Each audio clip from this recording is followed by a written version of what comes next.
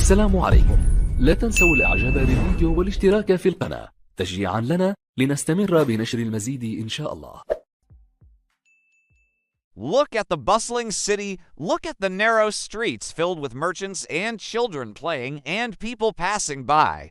See that old beggar sitting on the corner. His clothes are torn, his shoes are worn out, and he holds a small worn bag. Yet even though he has nothing else, he always smiles warmly at those who pass by. In a faraway city, there lived a beggar who owned nothing but a small bag and a wise heart. He was poor, yet his eyes always sparkled with intelligence. He would sit on the street corners watching the world go by and listening intently to the conversations of the townspeople. He learned much from their discussions, for he had a thirst for knowledge that could not be quenched by mere bread or coin. One day, as he sat on his usual corner, he heard the gates of the royal palace open, and a messenger shouted to the gathered crowd, "The king summons all wise men and scholars to the palace tomorrow. A great challenge awaits, and the winner shall be the new royal advisor." The beggar listened quietly, a playful smile tugging at his lips. That evening, as the sun dipped below the horizon, painting the sky in hues of orange and purple, the beggar made his way to the palace. The sight before him was one of opulence and grandeur. The towering structure seemed to touch the clouds, and the glimmering windows sparkled like stars fallen to earth. He watched as richly dressed scholars and noblemen entered the palace, their voices echoing with confidence and arrogance. Some boasted of their vast knowledge, while others spoke of their lineage and noble birthright. He stood there for a while, observing them, a faint smile playing on his lips. Then he turned and walked away, disappearing into the maze of the city's winding streets. The beggar might have been poor in material possessions, but he was rich in something far more valuable, wisdom. In the morning, the sun shone brightly as the beggar once again made his way to the palace. The scene that greeted him was one of anticipation. A massive crowd had gathered, all eager to witness the spectacle that was about to unfold. He found a spot on the fringes of the crowd and settled down patiently. The doors of the palace opened wide, and the contenders, resplendent in their finery, filed out. One by one, they were called upon to step forward and face the king. Each scholar presented what they deemed to be their greatest wisdom, hoping to impress the king and secure the coveted position as the royal advisor. But the beggar remained seated, his gaze fixed on the ground, seemingly uninterested in the proceedings. As the last scholar finished his presentation, there was a hush in the crowd. The king, adorned in robes of gold and jewels, took his throne, holding aloft a golden cup filled to the brim with water.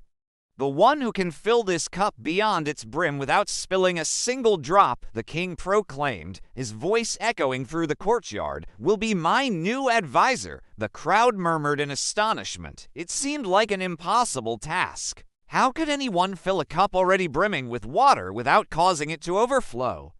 The scholars looked at each other in confusion. Their earlier confidence evaporated. They had come prepared with answers to riddles and conundrums, but this was an entirely different sort of challenge. One by one, they stepped forward, each attempting to solve the riddle. They tried adding more liquid, but the cup wouldn't hold anymore. They attempted to remove some of the water, but their efforts only resulted in a few precious drops being saved in a nearby vessel. Time ticked by and none succeeded. The crowd grew restless. Then the beggar stood up. The people parted for him, allowing him to approach the center of the court. The guards tried to stop him, believing he too would fail, but the king waved them off. "Let him in," the king said, his voice echoing authority. Perhaps wisdom wears humble clothes. The beggar reached the front and bowed slightly. "Thank you, Your Majesty," he said, his voice raspy but respectful. He looked at the cup and smiled. It wasn't just any ordinary cup, was it? It was a symbol of a challenge, a test of wit and patience. The king nodded, his eyes gleaming with curiosity. He wanted to see if this ragged man had something valuable to offer. After all, he had braved the elements and societal scorn to sit where he was. The beggar took the cup gently, his calloused fingers gripping it firmly. He stood quietly for a moment, his gaze fixed on the cup, lost in thought. As the crowd watched, their hopes rising, he reached into his small bag, pulled out a small jar, and began slowly pouring honey over the water. At first, the crowd was confused. What was this man doing? Would it make any difference? But then they saw the water level begin to rise. It went higher and higher until it was clear that the cup was filling beyond its brim.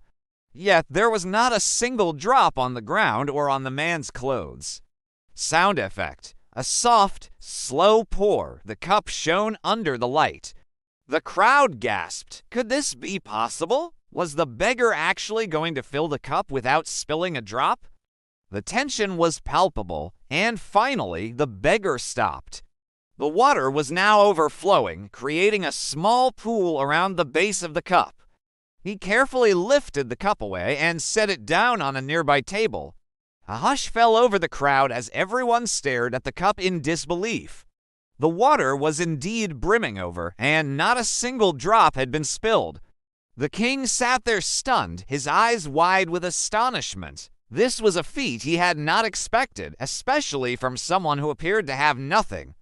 He looked at the beggar, trying to read his expression, trying to understand the strategy behind this unusual solution. Finally, he broke the silence. "How did you think of this?" he asked, his voice filled with wonder. The beggar looked up, meeting the king's gaze directly. "There are two answers," he said softly.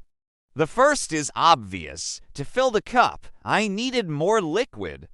So I chose honey since it would both add volume to the water and enhance its weight. This meant the water would rise without spilling." The king nodded, impressed.